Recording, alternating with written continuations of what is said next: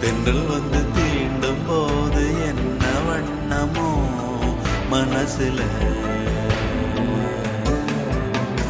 திங்கள் வந்து காயும் போது என்ன வண்ணமோ நினப்புல, வந்து வந்து போகுதம்மா எண்ணம் எல்லாம் வண்ணமம்மா, எண்ணங்களுக்கு ஏத்தபடி வண்ணம் எல்லாம் மாறுமம்மா.